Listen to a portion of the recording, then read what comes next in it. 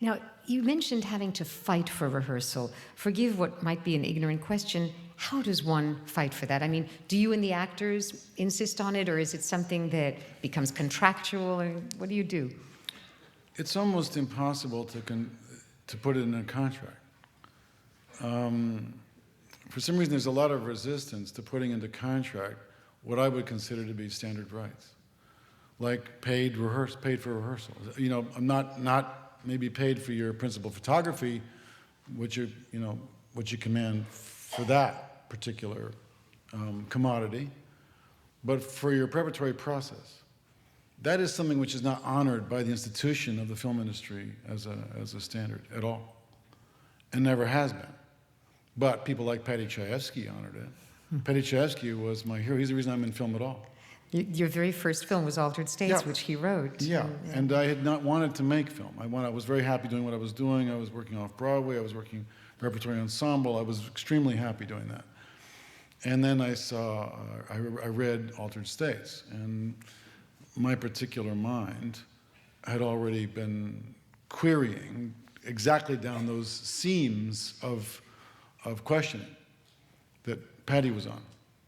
It was like he had written everything. It was like he'd written everything I was thinking about. So I couldn't after I read it, I couldn't stand up for about 45 minutes. I was shaking so hard.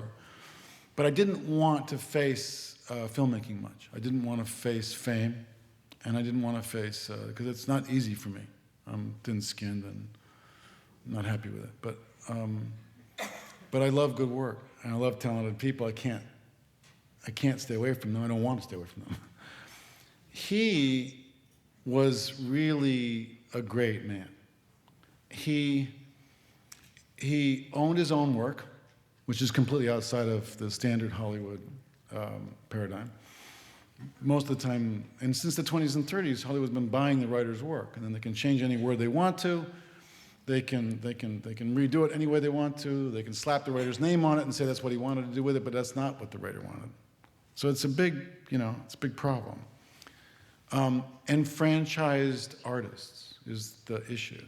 He always owned his own work. He always insisted on rehearsal. He insisted on being on the set and at rehearsal. I mean, he broke every mold you can break. And he was the greatest writer of his day in film, for sure. So he was a great hero for me, and had been, because I knew this about him, that he fought for those standards. And because of him and because of we got it for Altered States. And I had that in my contract for many, many films. So how do you fight it? You try to get them to understand first, and then you find yourself sitting at tables with your contract, which may be this thick, and your script this thick, and then there's a lot of empty chairs around there. And you ask the producers, where are my peers? And they say, contract disputes. And you're going, what? My contract's thicker than theirs. So let's get on with it. Art and industry have a rather tense relationship. That's right. It's the oil-water problem. Yeah. And it's a real problem.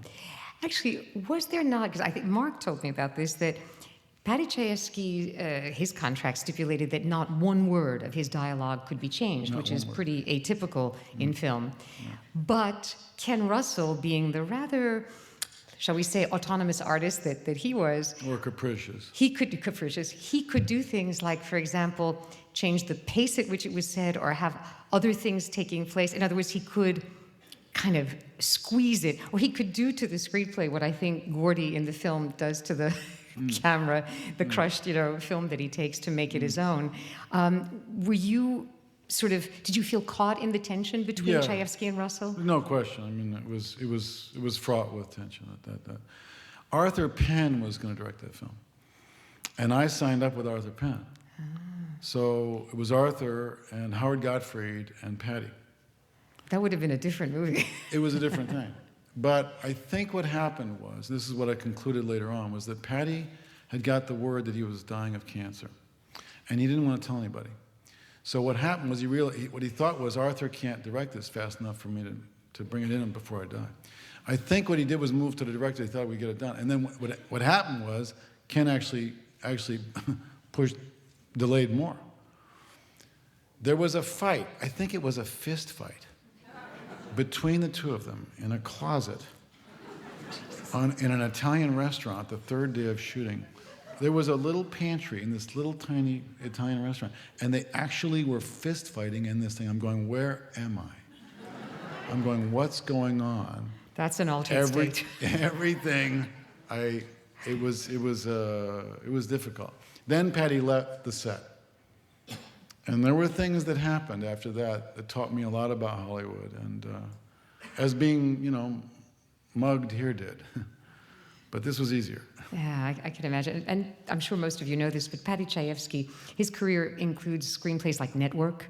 So you can understand a little of his very keen cynicism, having lived through a lot of what the media has become. I don't think he was a cynic. I think he was a faithful man. I don't think he was a person who had decided it was all bad. I think he was a person who fought for what's good. And he was a great man to me. He was a truly great man. Yeah, I take it back then. No, it's okay. I think he had a wonderfully and appropriately corrosive view of aspects of the TV industry and network and of the he was film industry. gnarly, but he was happy because he was right. Okay, that works.